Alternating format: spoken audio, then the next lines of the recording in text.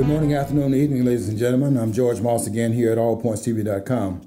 Also, WFOV 92.1. And I want to thank all of you for tuning us in today. We come on, as you know, 2 o'clock on Mondays, and we're here from 2 o'clock to 3 live, and then you can pick us up at your leisure on YouTube. We also air again on Saturdays at 12 o'clock, and that's on WFOV, and we're glad to have them as part of our partners here at the studio, allpointstv.com. I want to thank all of the technicians who worked very hard to make this program possible. We couldn't do it without them, and you probably noticed the difference in the sound today. We had a few problems with our sound last week. So what we did was to go out and throw out all the old equipment, bring new equipment in the studio. And we have, there's some new cameras in here. And we have a new sound system set up, so we don't expect any problems today. We're always trying to improve here. We want to do the best job we can do and bring the best programming we can bring to the audience. And want you to stay tuned to all the programs here at allpointstv.com. I want to thank John Wilson. Those of us who do the programs and we are on the camera, we come here and we take all the bows and get all the accolades, as I always say, from those who see us on the network. But really the ones that make the programs possible are the ones behind the scenes, the light technicians, the sound technicians, and without them, this program will not be done, nor all the other programs that are done here at the studio, and I want to definitely give them a shout out for doing an excellent job they're doing. Okay, we're going to come together with maybe 2 topics today. You also, first of all, the first topic will be, of course, the things you saw this weekend, the confirmation of Brett Kavanaugh. And then I want to talk a little bit about The Liberal Man, a book I brought back to the studio, one written by Dr. Lyle Rossiter, The Liberal Man, The Psychological Causes of Political Madness. And I'll only have one objection to the book, and that's the title of the book. I'll talk about that later on during the second half of the program. What I want to talk about, first of all, though, is the mockery that was made of our Constitution last week, and really for the last several weeks by the Senate of the United States. This is just amazing, the politicians we have running this country. And if you weren't able to tune in what was going on here, if you did tune it in, you saw the mockery. And if you didn't tune it in, you missed the mockery in terms of how they're mocking the framers, in terms of what the framers had in mind by setting up the check and balance system and having oversight so that no corridor of power would go out of control. And the way that responds to the confirmation of the persons that are nominated by the president, the way that is affirmed in that process is that the president shall nominate members of the Supreme Court when a vacancy occurs, and then the Senate would have the right under Article 2 to affirm and consent, to advise the president, first of all, and then to consent to the nomination of the president. It does not say anywhere in Article 2 that they should abrogate the president's prerogative, constitutional prerogative, to choose the Supreme Court justice. It is to advise the president so he can have additional input. That's why advise is given there to give the president further insights. He might have missed some things on his own, so that the Senate plays a role as an advisor to the president, and then to affirm the president's nomination. And that has nothing to do with them trying to suborn the president's nominee.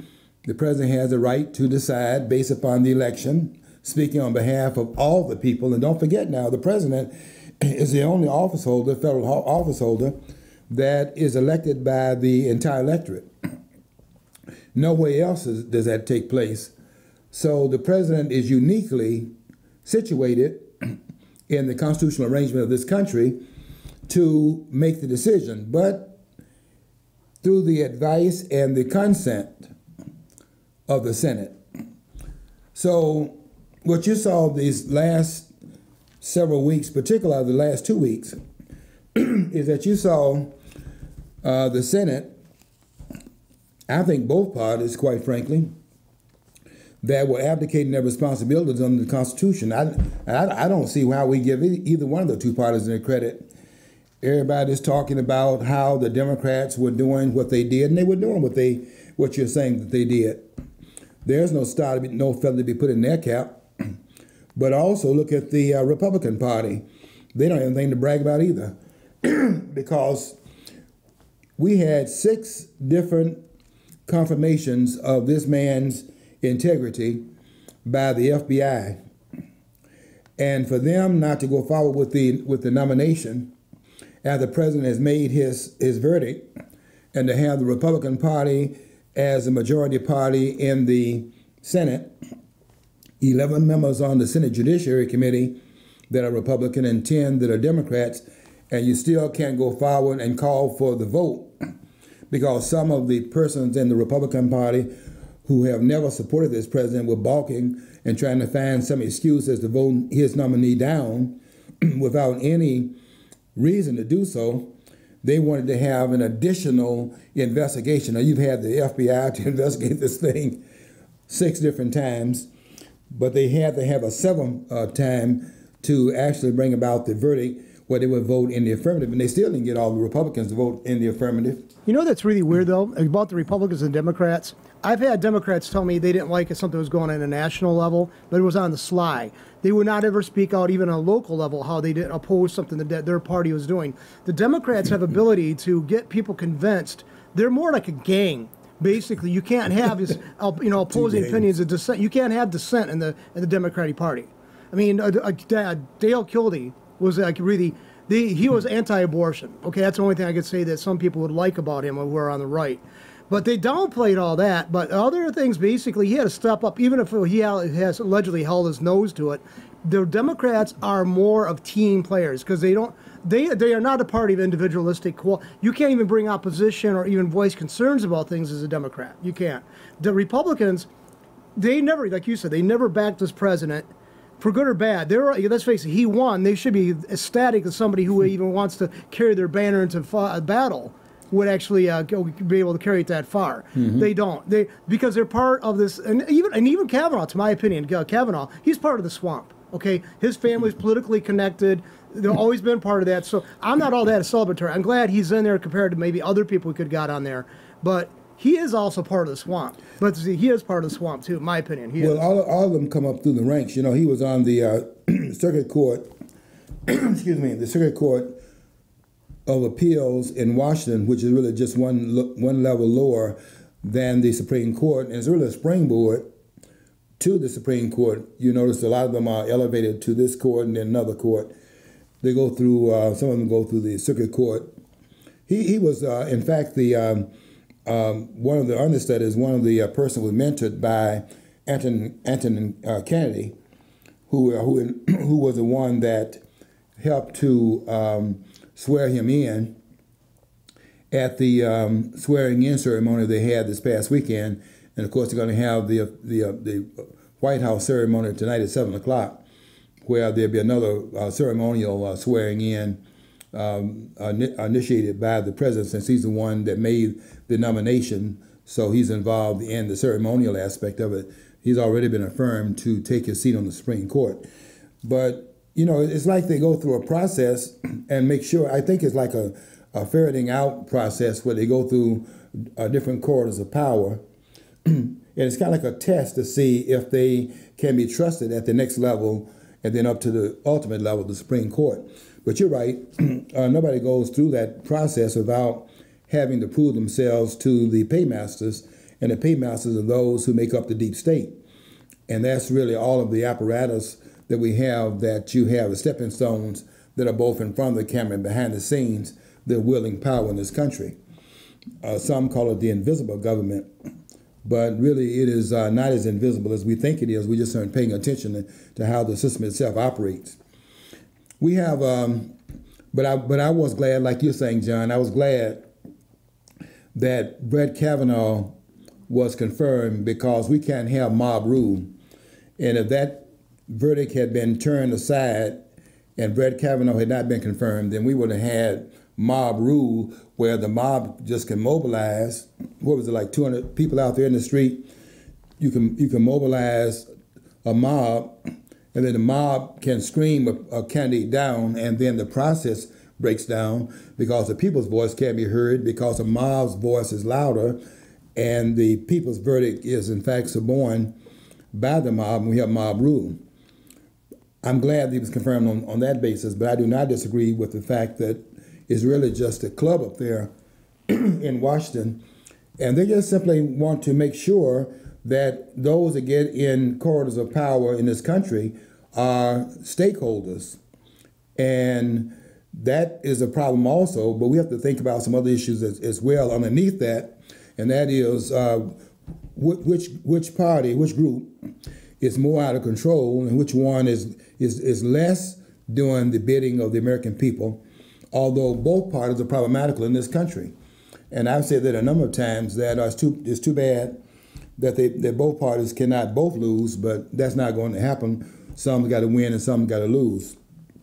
I hold out hope that in the 1850s, mid-1850s, the Republican Party was the third-party candidate, third party, and it became a major player, and the other one faded. That's what I hope for. Another one will emerge, which is actually more clearly discernible to the left or whatever, or to the right, or to the Constitution, that can actually have an input in the process. Because right now, for the general population, neither party speaks on their behalf or passes legislation on their behalf. Mm-hmm. Neither party does. John, I think that point needs to be studied too, in terms of how the American people were surrounded by these two dominant parties, because when the founders, first of all, the Federalist Party, which was Alexander Hamilton's creation, the Nationalist Party, the Federalist Party, which was a party set up to abrogate the power of the states, that is ordained to be in control by the limitation of the federal government's power in Article 1, Section 8, where there's an enumeration of the federal government's power being delegated to the federal government, these powers being delegated to the federal government by the states. And Alexander Hamilton wanted to institutionalize the Federalist power, although that would have been in contradiction to the founding, because the federal government is a creation of the states. So the idea was that the states would be dictating to the federal government what it would and would not do, and it would have a enumeration of powers that would itemize the powers that are delegated to the federal government by the states.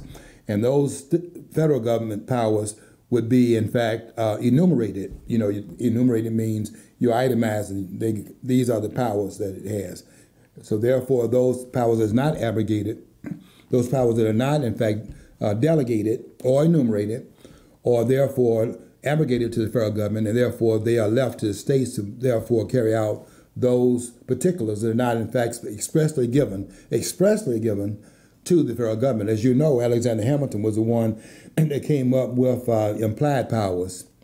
That is to say, if it's not expressly stated, then what are the implications of the stated language? What can be inferred from it, so you can draw some other conclusions from it that's not really explicitly stated, but implicitly stated. And that's how we got off track. But when they set the Federalist Party up, what happened was, in that same year, 1792, you had James Madison, the father of the Constitution, and you had the father of the Declaration of Independence. They saw what was going on with Alexander Hamilton, who wanted the federal government to wield more power than what was really expressly delegated to it. So what they did was they came up with the Democratic Republican Party. And that was to be a negation of what Alexander Hamilton was trying to do. See, don't forget now, Alexander Hamilton was a dominant voice out there in terms of the Federalist Papers, because he had written out of the 85 Federalist Papers, Alexander Hamilton had written 51 of them.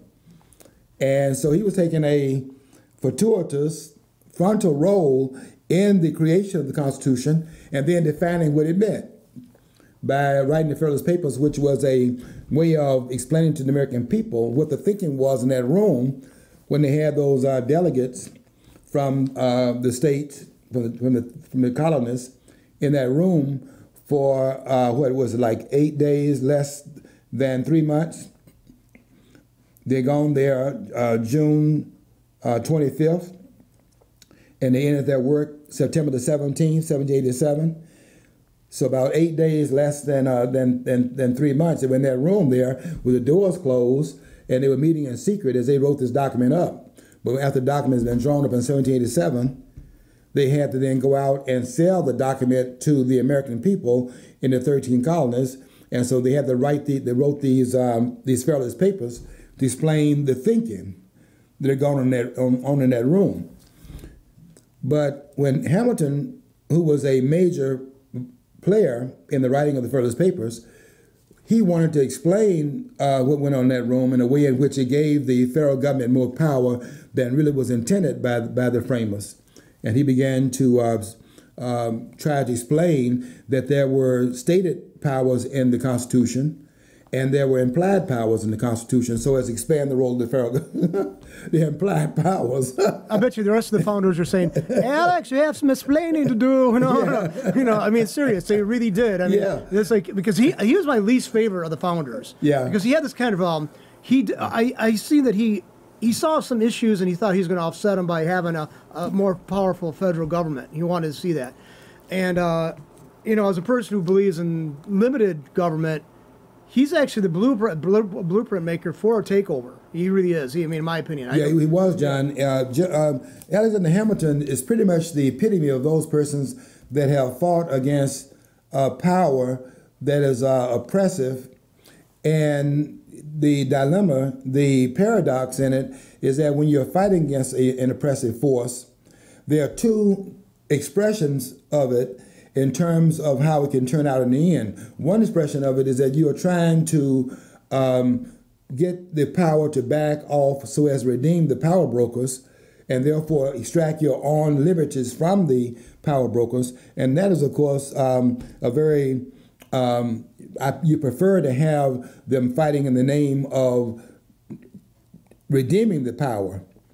But oftentimes what happens is other thing, where you're fighting not to redeem the power so much as to take the place of the power broker and become the new nemesis wielding power. And that's what whatever Alexander Hamilton had intended, that's the way it worked out. And so whatever his intentions were, it's just like Animal Farm, right? When you had George Orwell writing a book called Animal Farm. It's one thing for the animals to be objecting to the farmers.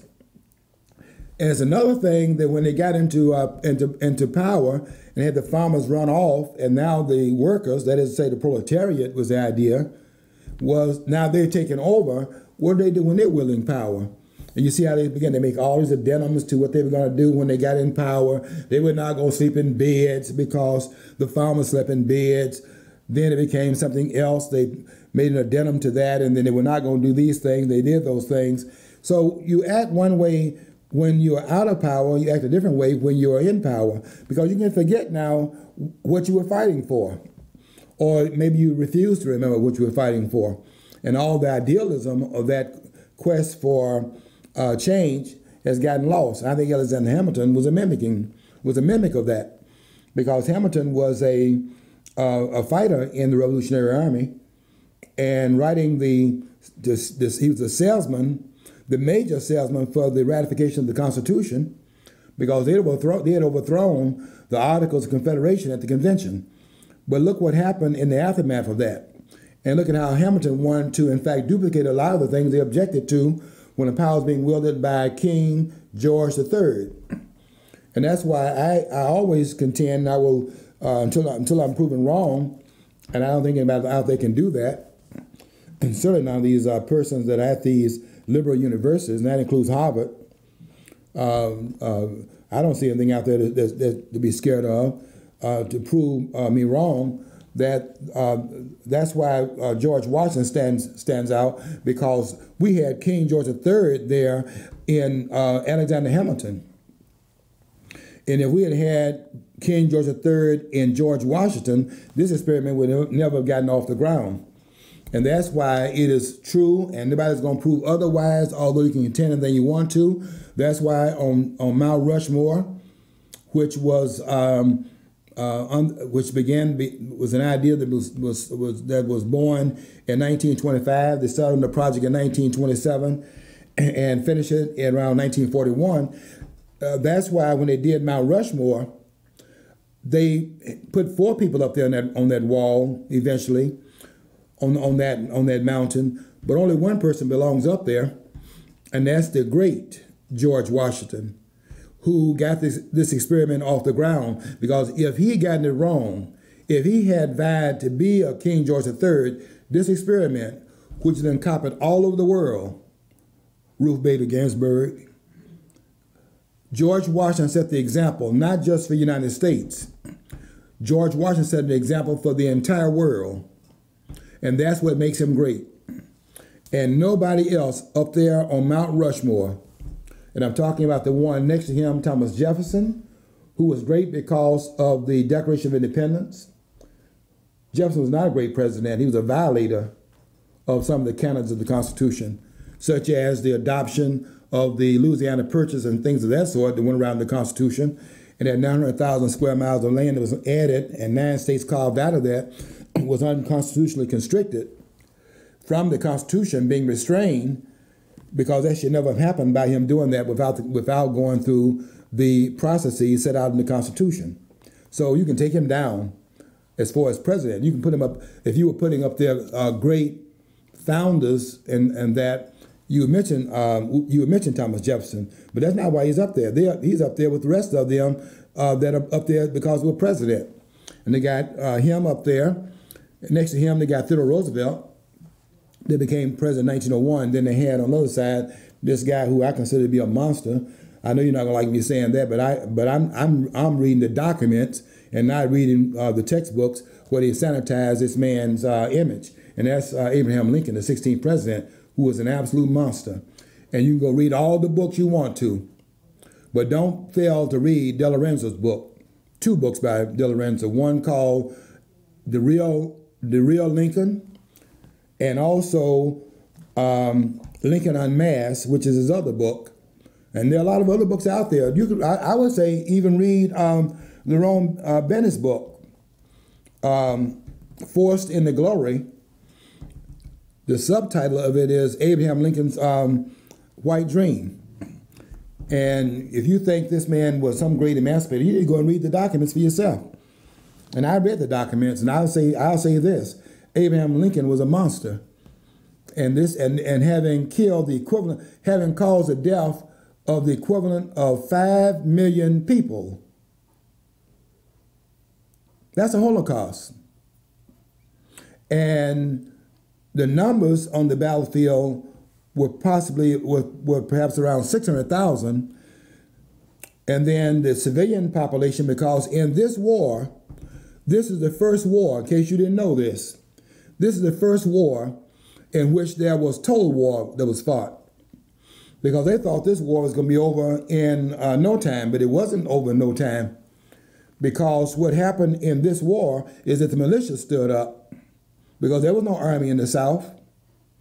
When Jefferson Davis set up, was the president of the Confederacy, there was no army in the South. And if there was an army, then what army was it? There was no army in the South. What you had there was the southern states standing up under the Second Amendment and picking up their arms to stop the northern invasion of the South. This was the militia standing up. And they wanted those guns ever since, because they understand the proclivity, the potentiality for that to happen again. But I'm talking about the real history here, not this fake history. Talking about fake news. Yeah, it's fake news. But fake news leads to fake history. And history is fake also. And so this idea that we have a person up there on that wall because he was a great emancipator. That's not true. There's only one person that belongs on Mount Rushmore. What they should have done is taken a word. Okay, we're going to slow it down a little bit and come back in 4 minutes. We're glad to have you with us, WFOV, and we see you on the other side of the break. We're going to continue with what we're saying here. And now these historians out here, most of them are nothing but parrots. I find them to be very sickening, quite frankly, because all they're doing is parroting the nonsense they were taught when they were in school, and now they're teaching the same nonsense.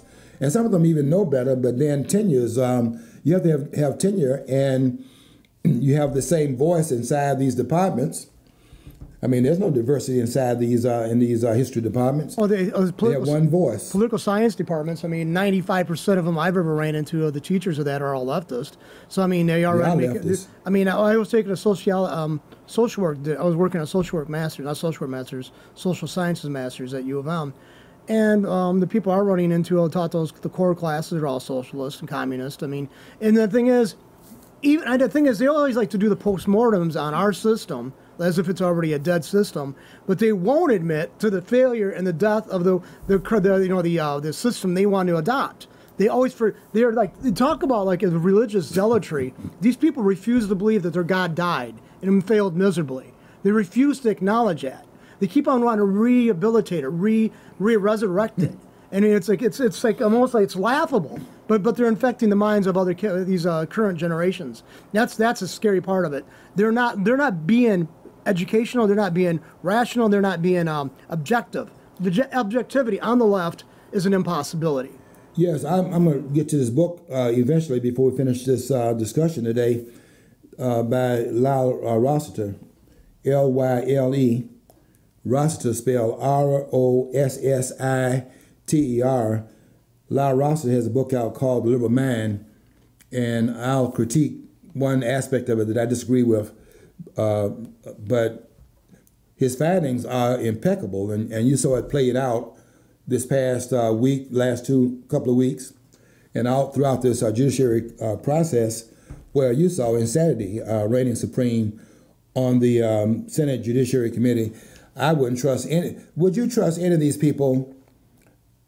I guess the question would be, would you trust any of these persons to babysit your children?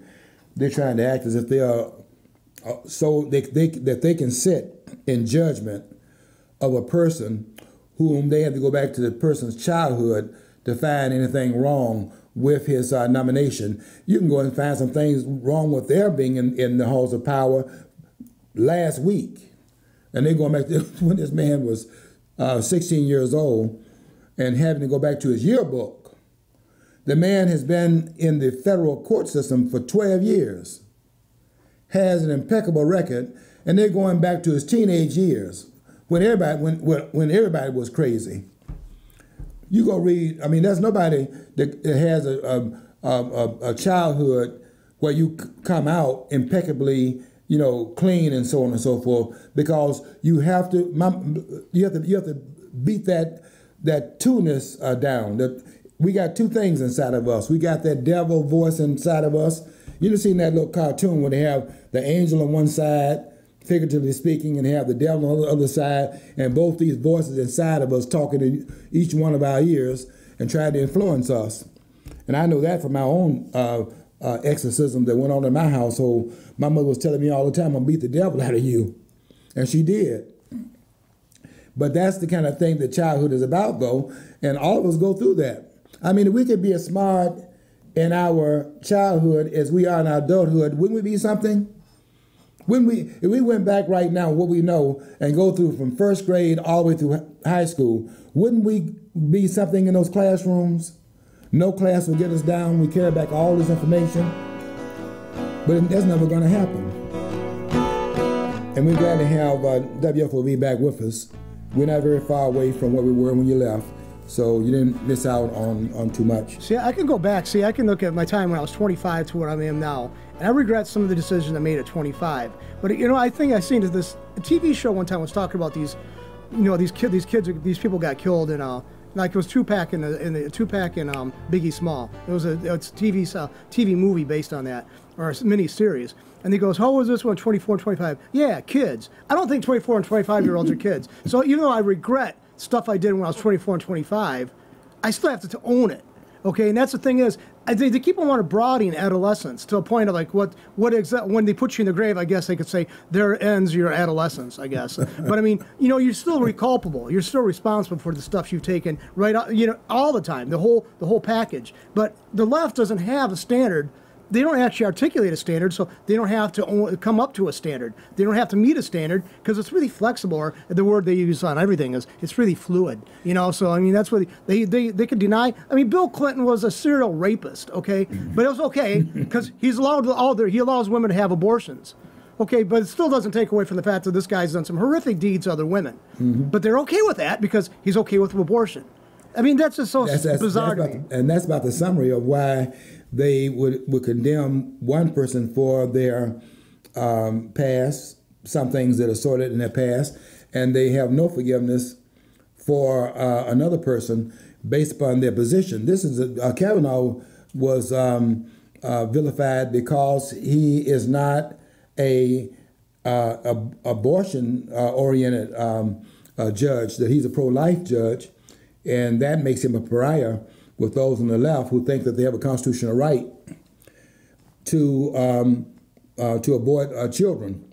But you don't have a constitutional right to firearms, in their opinion. Even though it's clearly articulated that you do have it, you don't have that. But again, it goes to Alexander Hamilton. It's implied that you have a right to abortion. Okay, I mean, I don't care if women have abortion. I'm not anti or pro. I'm not either. I really am. I'm not. But I just think it's like bizarre that the left never has a standard you can appeal to. Because they don't have a consistent core beliefs. They don't.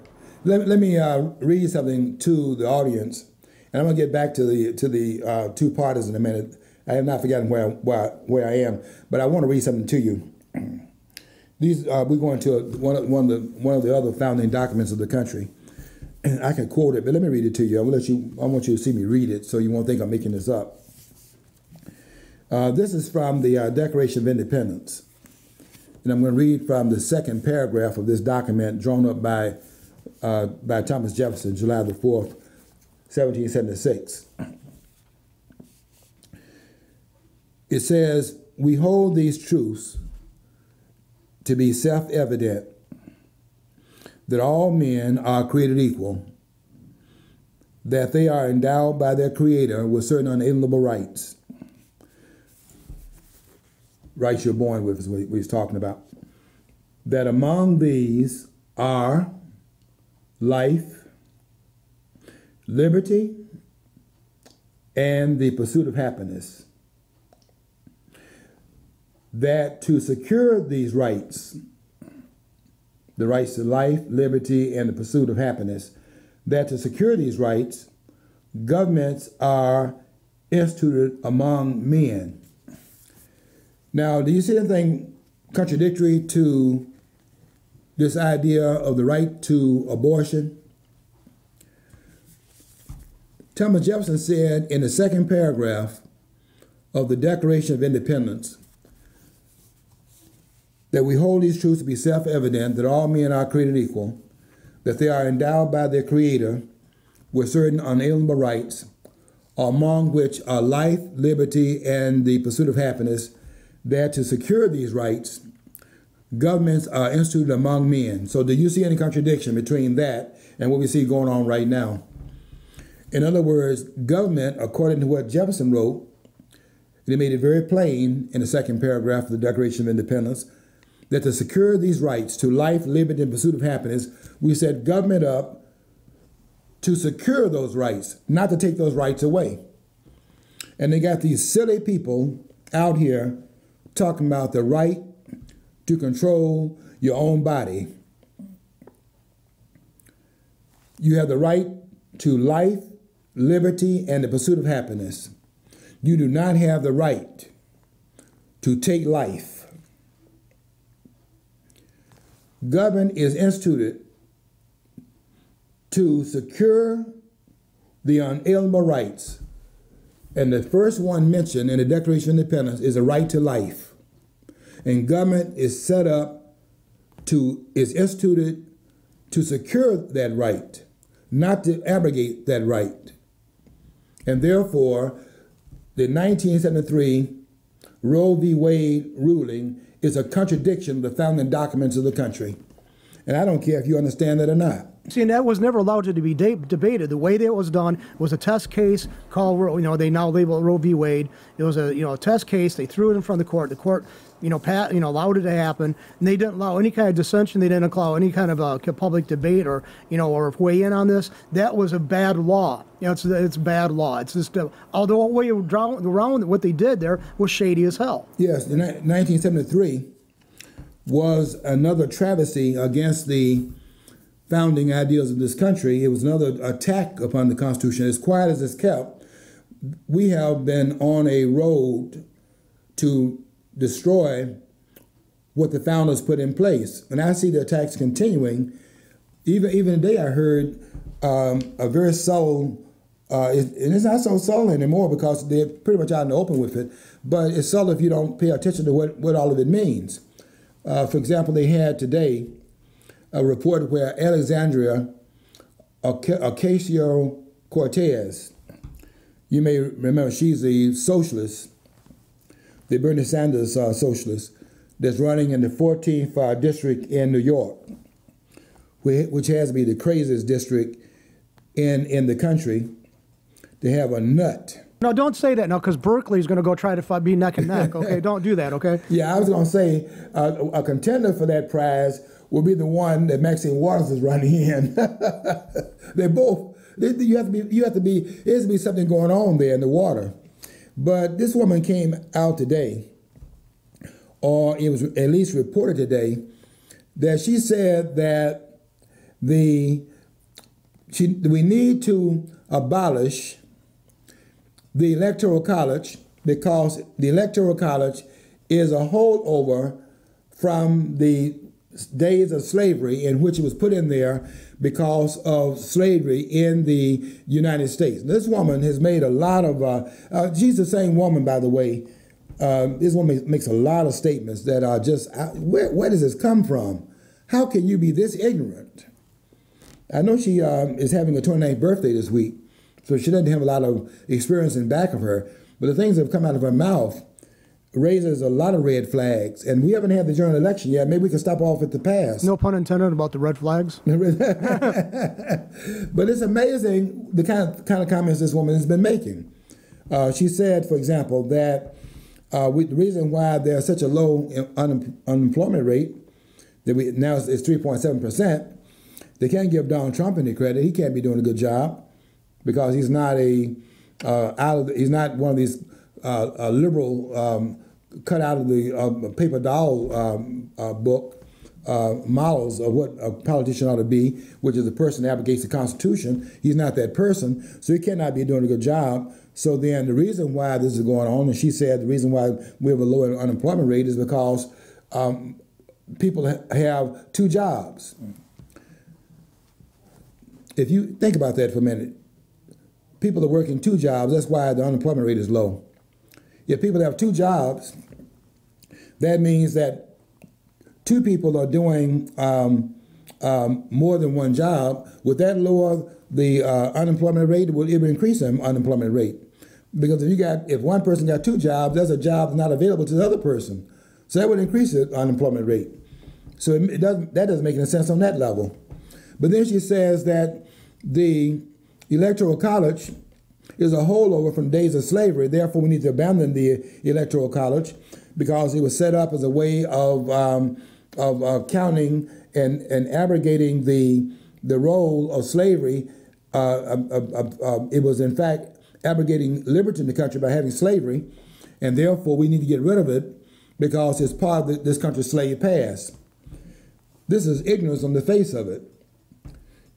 She hasn't read Alexander Hamilton's Federalist Paper number 9, and hasn't read James Madison's Federalist Paper number 10, which deals with the reason why they set up the Electoral College. And it's a brilliant move on the founders' part if you understand why it was put in place. I won't go into it here, but it's certainly not because it was anything to do with slavery. She's gotten mixed up Article 1, Section 2, Clause 3. And even that would be wrong in terms of how she interprets it, which is the 3/5 clause. Well, that's the way it was in that comic book she read. That's how she read it, and they interpreted it for her. She hadn't read anything above the comic book level, John. What kind of things come out of this woman's mouth? This woman is dangerous. What college did she go to, allegedly? They said she went to, I think they said she went to, was it Boston? They said it wasn't one of these rinky-dink schools. So but it doesn't matter anymore what school you go to, John, because they've all been taken over by the left. I know, because, well, let's face it. I mean, where you don't have to have any actual, your actions don't really receive any criticism or scrutiny. I was at the University of Michigan. I was at Mott. University of Michigan, I know people there who could not probably, who've been there employed for years, professors, who couldn't probably work at, you know how they look down on people they're living and work at McDonald's? Those people couldn't handle an entry-level job at McDonald's. That's how pathetic they were as human beings, okay? I mean, these people were totally beyond their little narrow niche. They were like totally useless. So, I mean, that's where, and I guess academia encourages it because you want people, it's totally like enamored with that subject matter, but it would be good if they actually had some common sense figured in there too, but it didn't seem to work out most of the time. It is amazing what was on those college campuses today and what they're turning out as a finished product after they've been in these indoctrination centers. They're no longer, I can't even consider them to be an educational center anymore anywhere in the country. These are indoctrination centers, and that includes Harvard University. These places are indoctrinating children, and they're putting them out here, and we're seeing this breakup of the foundational attitudes of the country. These things are being put on hold, put on the sideline, and if we don't get a hold of this, what Madison and Thomas Jefferson and all those persons that were Wilson, some of these others had in mind, all of that is being torn apart by these college campuses that are basically Marxist institutions. Very few of them are holding, I don't even know if they're teaching anything about the founding of the country. Do they teach anything about the Constitution in these courses? Well, they do teach it. I got to admit that. What I've seen, when I took my political science class, the first one I had to take, the American government one, I took it at Mott. The guy who taught that was actually, I don't know if he was a Democrat or Republican, it really came out. He just emphasized the Constitution, the Bill of Rights, and the whole thing behind that. So they do teach it, but that was 30-some years ago. So he's been gone for 20-some years. I mean, he died 20-some years ago, this particular instructor. But at the university level, I don't know any professor there who is somewhat even sympathetic or sees the Constitution in a positive light or the Bill of Rights or anything else. They are basically wholesalely, I'd say 95% of them are Marxists who loathe our system and enjoy the greatest benefits from them. John, when I went to school, when I finished undergrad school in 1966, they had a course called Western Civ. I don't know if they had it when you were in school. Did they have Western Civ when you were in school? In college or in college? They probably had it, but I didn't take. I was already humanities rich. I mean, I already took off humanities when classes. I was in school, in my undergrad school, Western civilization was required for a year. Every student had to take it, and you either took it in your freshman year or your sophomore year. By your junior year, you're already taken that as a foundational course toward the ultimate curriculum where you majored in the field. The last 2 years is where you actually majored in your field of study. But every student took Western civilization. That's gone. And I would suspect, and I taught American history class when I was teaching in the college level, and I had students who gave me some remarkable, some really great comments made. But what they were saying was really interesting to me. They were saying that it was really interesting and very enlightening to have a teacher that they could tell was conservative. And it kind of opened my eyes up because I had just gotten down there on a full-time basis. I'd been teaching at night, so I wasn't really down there in the daytime until I retired from my public school job and then went down there on a more full-time basis.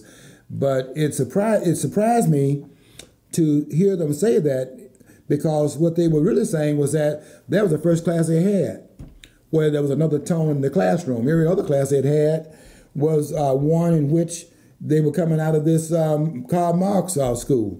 And I had to open my eyes up because I would go to these seminars and I would have to sit back and listen to all this jargon going on. None of it sounded like James Madison. I couldn't find nothing that the founders had said in anything they were talking about. And that's what they would inform me about, what they had faced all during their 4 years in school. You know what I found about conservative people? In college level. I consider myself a constitutionalist conservative. I don't know about, socially, because if you're a true constitutionalist, you allow people to have alternate lifestyles because you don't want the government to infringe upon that. You don't want the government to involve in that. So if a person's truly a conservative constitutionally, they are more like the libertarians would say. And it's sad that you actually have to have a separate party emphasizing the Constitution when the Constitution is the operating manual. Both parties who are currently in power should be operating under, the auspices and the parameters. So it's bizarre. But a constitutionalist conservative to me doesn't want to delve into people's life. They want people to have a separate lifestyle, their own personal life as well as their public life. They want it separated. It's the liberal, the progressive, who wants to bring that all, and then you can't just be tolerant and allow people to live their life like that without opposition. They now want to force you to become part of that. That's the form of acceptance now. That it doesn't accept the fact that people are different than you. You have to become them to be tolerant. That's what I find wrong with the left. That if you do not agree with what the left is saying, then you automatically, and they go through all the list of things that you are because of you're having an obstinate point of view.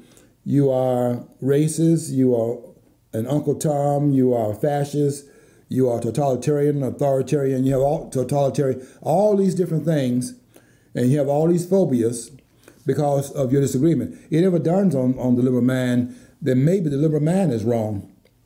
And I'm going to bring this book in after I go back to this point and finish it up, and then we'll talk about the liberal man.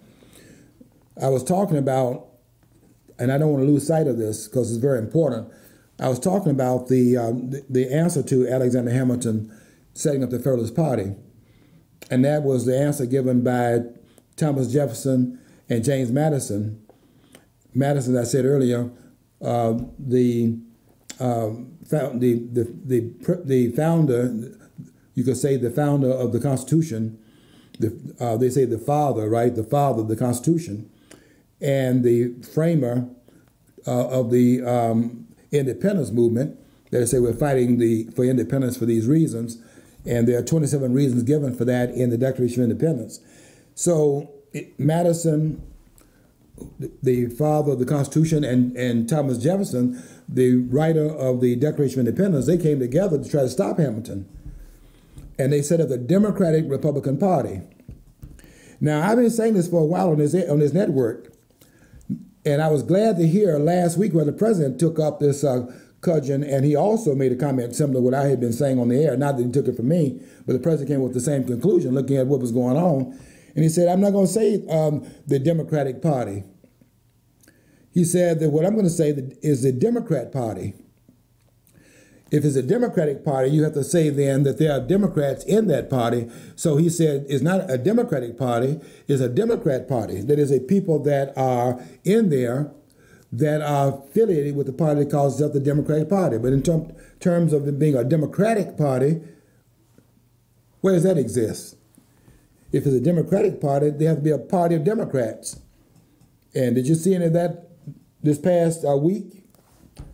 Then we now, and for example, we have the confirmation of Brett Kavanaugh right now, and they're talking about if they take over the House in November, they're going to bring about the impeachment. In other words, they're not going to allow the president to carry out his constitutional duties under Article 2 of the Constitution. They're going to go behind the president and try to remove the person that was duly nominated and duly placed on the court by the consent and the input of the Senate. They've had the input, the endorsement was made, and now Brett Kavanaugh is on the court. And they're talking about coming behind that process and undoing it, just like they're talking about undoing the election of 2016. And they're Democrats. They're not Democrats.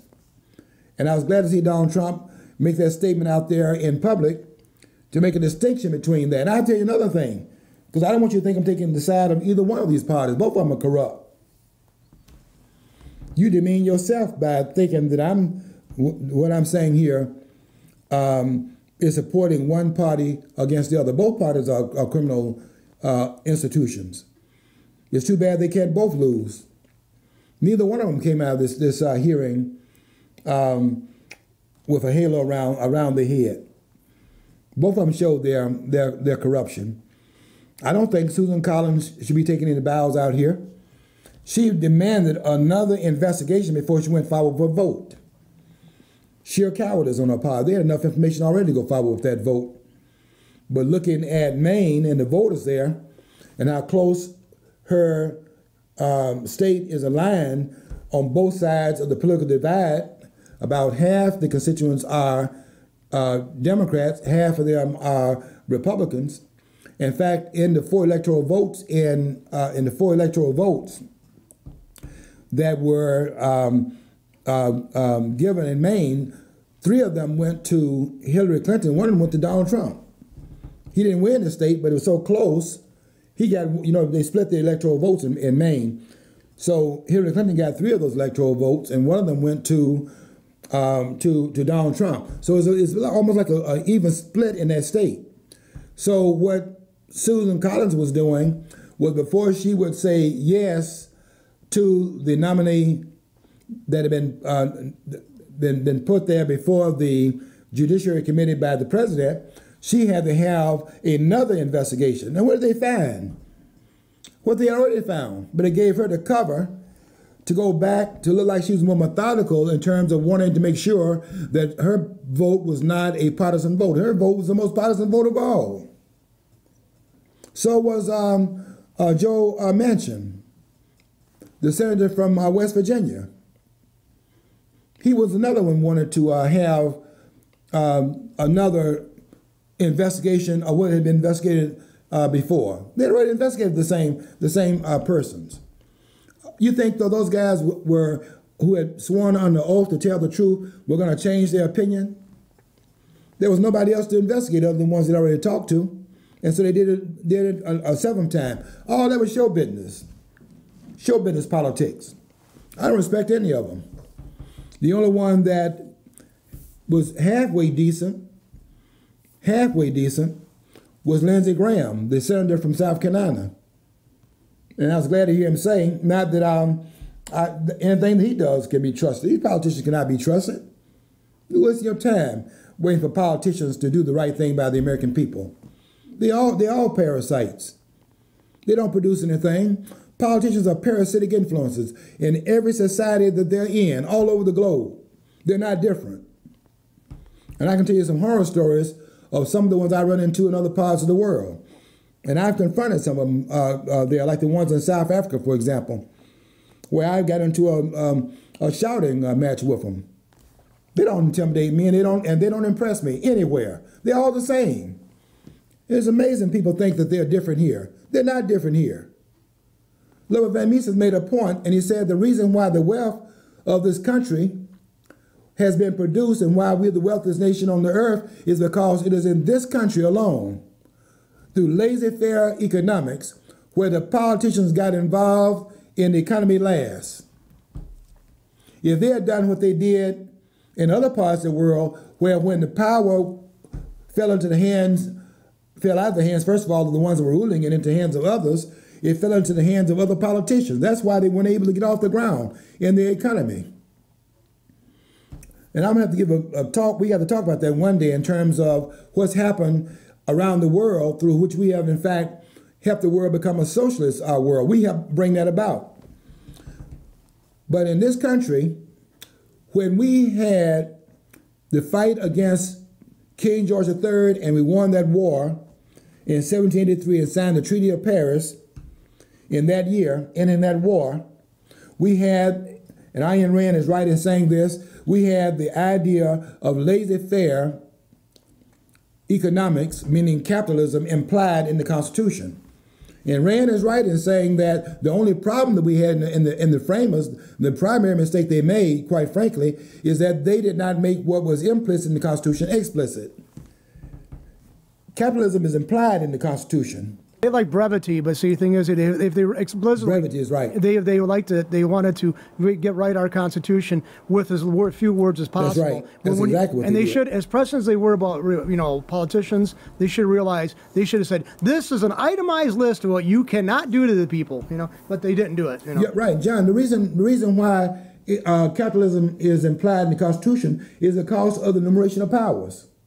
The delegation of powers is that these are the things the government can intrude upon. The rest of it is what? Liberty taken from the people. There's unconstitutional to take liberty from the people. Because governments are instituted among men to in fact secure the rights to which they are born, life, liberty. After life, liberty. And the right to pursue happiness. Not to guarantee it. And government is out of his elements when they try to guarantee an outcome. You have the government gets out of the way. And I want a person to be aware of something that Donald Trump is doing. Donald Trump can take a bow for the economy we have right now because what Donald Trump did is get the government out of the way. He's deregulating the government out of the economy. He is putting more money in the hands of the people that belong to them in the first place. In fact, they're saying that the government is allowing us to listen to this very carefully. The government is allowing the American people to keep more of their money. So what is causing the economy to take off and have the unemployment rate at 3.7? The fact that the government's tyranny is being rolled back. That's how you produce wealth. Get the government out of the way. Get the parasites out of the way. We're going to pick up this discussion next week. I've got to continue this talk about how we had the Democratic and Republican parties, because now they both these parties got us surrounded, and I want to talk about how that happened. I want you to read this book by Lyle Rosser. As we go off there, I want to mention this book called The Liberal Mind. I have one problem with this book. The subtitle of the book is The Psychological Causes of Political Madness. He puts an S on the word cause. It should not be the psychological causes of political madness. It should be the liberal mind, the psychological cause of political madness, because that is the cause of it. The liberal mind is the cause of madness in society. And you're looking at it right now out there in terms of what happened these last weeks in the confirmation of Kavanaugh. Okay, we're going to get out of here, but we're not through with this topic yet. We'll finish it up next week. Until next week, I want you to follow your dream, because if you don't follow your dream, you'll never know what's on the other side of the rainbow.